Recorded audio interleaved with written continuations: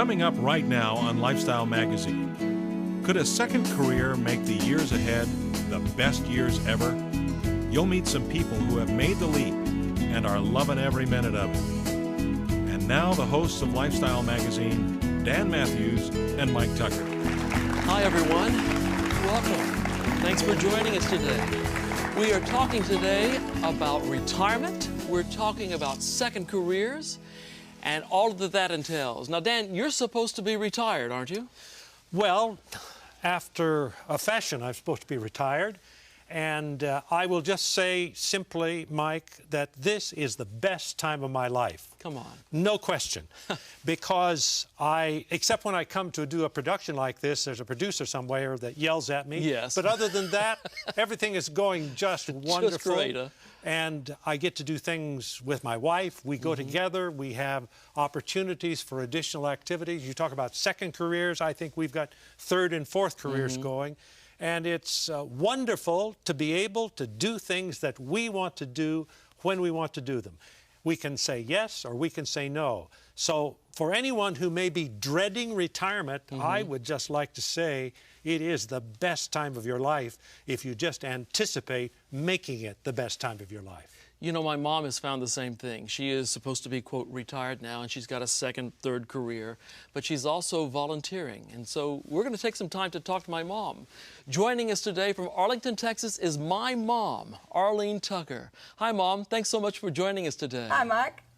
So give us a quick overview of what a typical week of your life looks like so we can get an idea of how you manage to fit in all of your volunteer activities.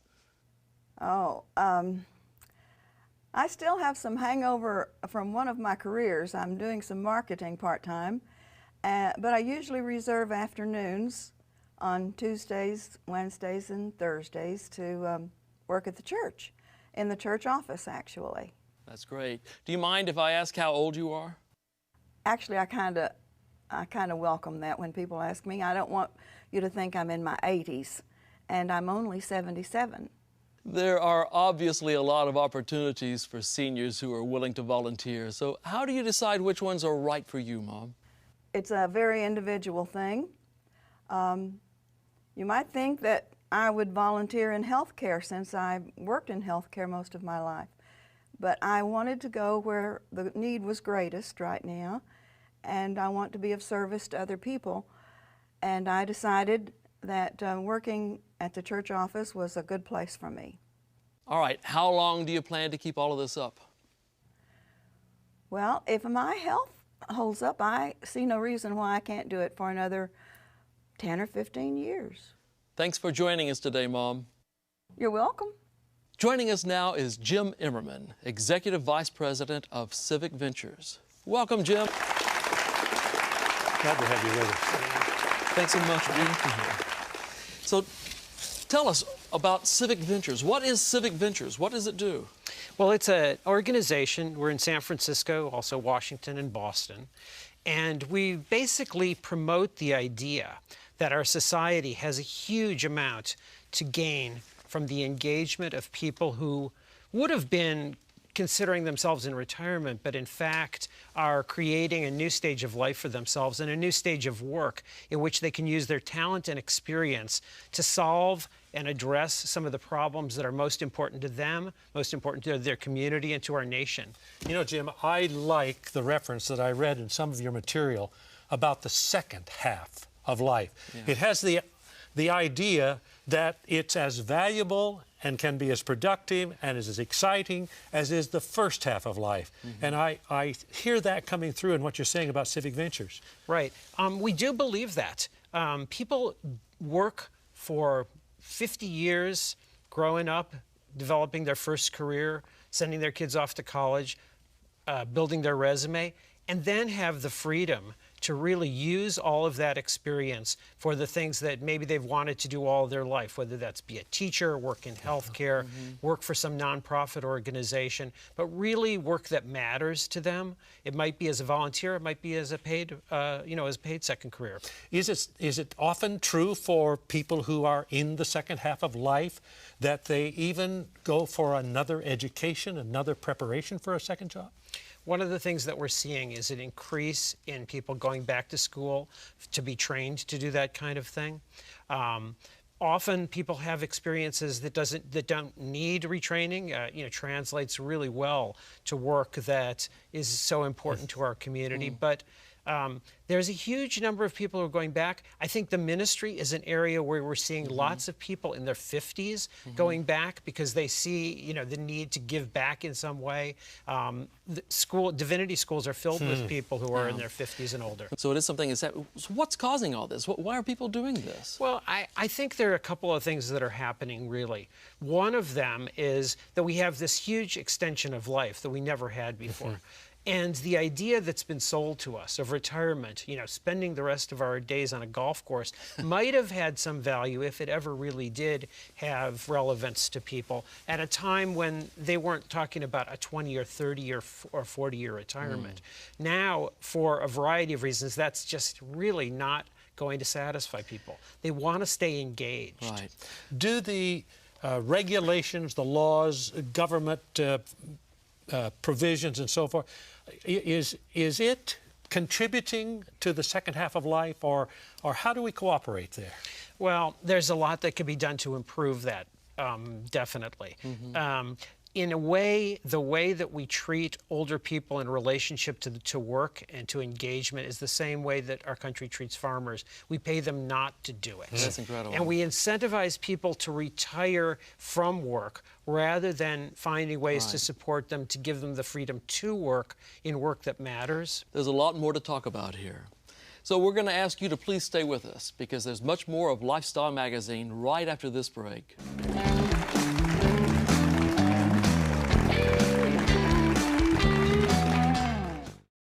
I Learn English, you can also on Hello Channel. For a brighter future, say hello.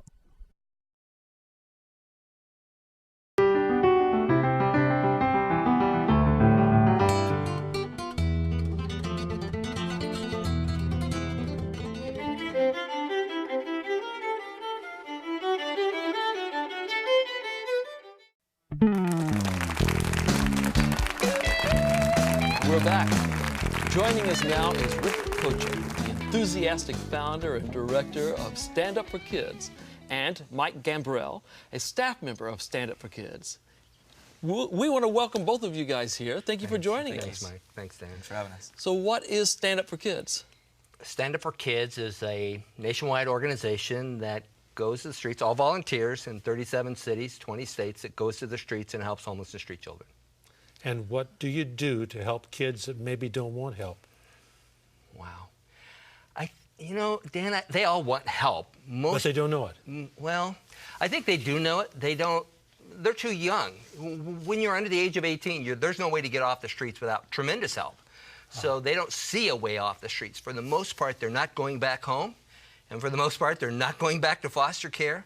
So a life on the streets is what they believe is the way they have to live. And how do you help them? What do you do for them? Well, immediately with us, we carry backpacks full of food and clothes and hygiene products, but we also have all the data in every city. We do a tremendous survey to find out what resources are available to kids, and we tell them, here's where the shelters are, the centers are, the clinics are. We help them get ID cards and birth certificates, teach them how to drive, how to shop, how to cook, how to furnish a life skills. Everything. Yeah. I think all too often people look at homelessness as being homeless. And for kids on the streets, if it was someone my age, an old retired guy, I've had a life and now I'm homeless. But for children, no family, no church, no community, no school, no neighbors, it isn't homeless, it's lifeless. And you have to help them put this back together first. Mike, you're with the organization. Am I risking to ask if you were ever one of those on the street? Yes, I was for 6.5 years, from the time I was 15 till I was 21. And you saw some way of giving back here then? Yes, most definitely. So what do you do? I personally work with the Don't Run Away program, which is a deterrent for kids to keep them off the streets. And the fact that in the event that they're being abused, that there's somebody out there that they can trust and can tell that the streets are not the answers, and it's not a place for them to look to feel safe. Now, again, you told us that you were on the streets for quite a while. Yes. Again, can I be so bold as to ask, why were you there? Well, I was kicked out of the house at the age of 15. 15. Yeah, my mother was a single parent. We didn't necessarily get along completely, and she felt that she had done all she could, apparently, and that was the last resort, apparently. And so she turned me away, and I ended up hitchhiking from El Paso, Texas to San Diego, California. San Diego. How were you prompted to start Stand Up for Kids, Rick? Well, that's a great question. I was, like I said, I'd spent 30 years in the Navy, and I knew when I retired I was going to volunteer. I didn't know I was going to start a program for homeless and street kids, but I had my own command in Denver, Colorado, and I got orders to go to San Diego. And before I went, I saw an article on the 48 Hours News magazine about this woman who helped homeless kids in San Diego. And I said, well, when I get there, I want to help her. And 8 days after I got there, I tracked her down and I started volunteering, and I thought, no, kids need much more than this, and I left and started Stand Up for Kids. How did you first attract kids?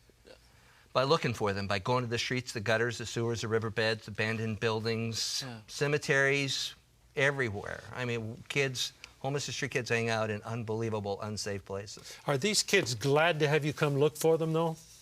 I think at first, Dan, they're really afraid that we're going to send them home or we're going to get them locked up. You know, but when you go to them and you sit on, if they're sitting on the ground, you sit on the ground and you start talking to them and you say, hi, my name is Rick. You know, because at first nobody else does that. It's right. And so of course they're leery. But they, over time, and other kids will tell other kids about our program, it takes some time to gain their trust, and of course that's what we want to do. We want to gain their trust. We want to be there for the long run. It isn't about, here's a peanut butter and jelly sandwich. Yeah. Jim, you're talking about second half of life and people who are looking for ways of personal fulfillment and also giving to society. Is this the kind of thing that you find a lot of people responding to, wanting to help with? Well, Rick is an example of thousands of people that have come to the attention of Civic Ventures through a program that we call the Purpose Prize, which is really focusing on social innovators and social entrepreneurs over the age of 60 who have created these kinds of incredible programs. But in a way, what I would say is that Rick is maybe an extreme example. You can tell from his enthusiasm that he's got, you know, incredible energy and time to put into this, but also incredible creativity and inventiveness in what he saw as the problem and how he went about solving it. And I think there are thousands of people like that, but there are tens of thousands of people who have skills that can support a program like Rick's. Right. You know, maybe they would do the books for him. You know, maybe they would be, you know, outreach people working on the streets. Maybe they would man the phones. Maybe they would, you know, help him fundraise or write a strategic plan for his organization. There are people with all sorts of talents. Maybe they're not going to start an organization and run it for, you know, the number of years that Rick has run Stand Up for Kids, but they have a tremendous amount of talent to bring to it. And I would say those people number probably in the millions, really. That is an incredible story. What really grabs me, though, is that, all right, you've got a career in the Navy. Tell me about this bridge, Navy to taking care of kids. Why? How? Well, I had 3 children of my own, and I have 7 grandchildren. In fact, my grandson is a trainer in this program who trains all volunteers. I don't know that there was a bridge, there was a need, and I saw the homeless kids in San Diego, you know, and you can't get upset about things you're not willing to do something about. And I just thought I could do something about this. And maybe it's because I didn't have it. Had I known better, I probably would not have done it. It's been a rough 17 years. Is that right? Well, the kids at first, certainly, and then volunteers come and go, and then sponsors come and go, and it's you have to be the one with a smile on your face all the time and keeping it going.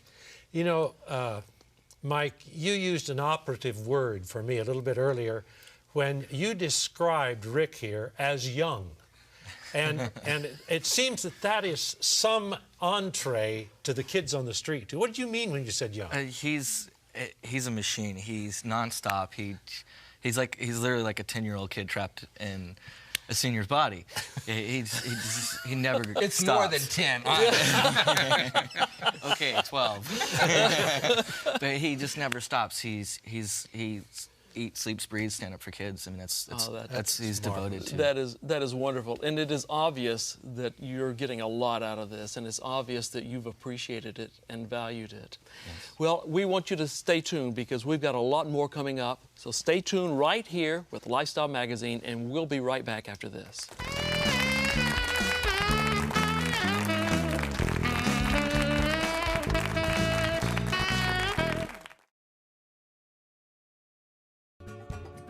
Thanks for watching Hello Channel.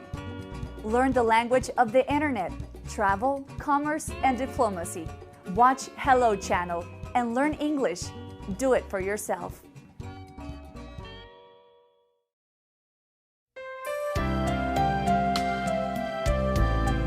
For some people, there is no such thing as an unsolvable problem. They always seem to find a solution. And June Simmons is one of those people. Welcome to the program, June. Thank you. You are with an organization known as Partners in Care. Tell us about that organization. Partners in Care was founded to address the problems in our healthcare system these days. There are so many uninsured. We built a system for a totally different population, a shorter lifespan, short-term problems, and now 80% of what we do is around chronic conditions. So we're very focused on what happens in the community, families who carry the long-term burden of care, and we're working to reshape healthcare. Did your first career inspire you in this direction? It did. I worked in a hospital, helping people leave the hospital, and I saw people end up in nursing homes or go home vulnerable. I saw people who should have never been sick or injured in the first place, and so I got very interested in prevention and broader choice for people at home. Well, that is exciting. This has got to bring you a tremendous amount of satisfaction. Very, very wonderful work, it is indeed. So what do you get out of this? Why did you go the second mile, the third mile, so to speak, and start this organization? It's just very exciting to be able to take on something that seems like it's not working, where America spends a fortune on large numbers of people with very poor results. Let's take end-of-life care. 25% of the Medicare dollar is spent in the last year of life. And yet there's terrible suffering. People aren't dying where they want to be. They're not able to make use of that time, which can be very rich, beneficial time for families. And so we worked with Kaiser Permanente to find ways for people to be cared for at home, have physician visits, have a number to call who knew where they were so they didn't have to go to the emergency room. And our research team was able to prove that this was not only much better care that everyone liked, the families, the patients, the professionals, it also dropped the cost of care so those dollars could go for other things. They changed their national benefit. That was like a victory beyond anything we could have dreamed for. That's like touching 14 million lives with a small but fine team. You helped create that change with the organization. We did. We brought resources to them that allowed them to test this idea and show that it had merit. That is incredible. I mean, to get an insurance company to do anything. Well, Kaiser's dedicated to the well, right that's good. thing. That's good to hear. Well, what I hear you saying, June, is you are changing a social paradigm of our culture. As you said at the outset, our healthcare industry is set up for a certain kind of person or population, and we are not them anymore. That's right. So you've got this one wonderful model with Kaiser Permanente. How is that changing across the board, though? Are others participating? Well, that's part of the work we're doing now that we've established that model works. We're taking it out, so now we're working with Presbyterian Intercommunity Hospital. Huntington Hospital is doing things. Places all around America are trying to change the way that they address end-of-life care, and this proven model helps contribute to that. It's not the only model, but it's a powerful one. Now, are there associated organizations with yours across the country? Is yours the first one, or how do you relate with other organizations? Well, we participate in many associations, but we're kind of a hybrid. You don't hear about many not-for-profits that were formed like this as a boundary spanner. We kind of have mud on our boots. We know what it's like to be a healthcare system, and we know what it's like to be able to measure results, and we bring those two together in a unique way. So that's original, but we partner with many. Now, I couldn't help but pick up on the mud on your boots idea there, because the gentleman sitting beside you, he knows about mud on his boots too. He does. And you're both affiliated in some fashion with Jim Emmerman's organization, Civic Ventures. And what does that do for you, Rick? Well, I think it brings like-minded people together. I remember last year when we all got together for the first time, and they were asking us, what was this like? And I said, this is the first time I've been together with 70-some people in the same room, and nobody asked me why I did what I did. That's amazing. It is. Yeah, it was just, I mean, it was unbelievable, because people typically say, why? Yeah. Well, let me ask you something. You guys, you've got a million wonderful stories about these kids on the street. Could you share one of them with us right now? Sure. I'll tell you a story about Brian. And Brian was one of our kids for about 5 years, just like Mike, a little over 5 years. And he helped us with some training. And Brian and I were being interviewed by a newspaper reporter in San Diego. And I didn't hear the question she asked Brian, but what he said, I'll remember forever. He said, I can remember nights in my squat, and if you don't know, a squat is a place where kids sleep or adults sleep, but it's just a place where they sleep. He said, I can remember nights in my squat when I would be rolled up in a ball, and I had my thumb in my mouth, and I would be crying, and I could hear other kids crying, and I was praying that I would go to sleep and not wake up in the morning. And I wondered, how did we ever get here, you know? Man. Rick, thank you for what you do. Thanks. June, thank you for what you do as well. Both of you are making a real difference with a second career, and we appreciate it. Thank you. And we'll be right back with our guest in just a minute.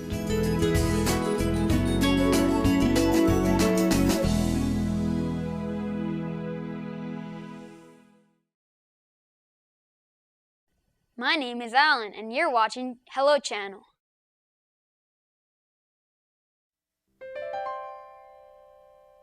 So it's obvious that there's still a lot of work to be done by anyone else who would like to volunteer or have a second career. A big thank you to all of our guests, June Simmons, Rick Hocha, Mike Gambrell, and Jim Emmerman, and to you, Dan, and for you for watching. For more information about Civic Ventures, Stand Up for Kids, and Partners in Care, visit our website at lifestyle.org. And I'll see you again right here next time on Lifestyle Magazine. Until then, live well and be well.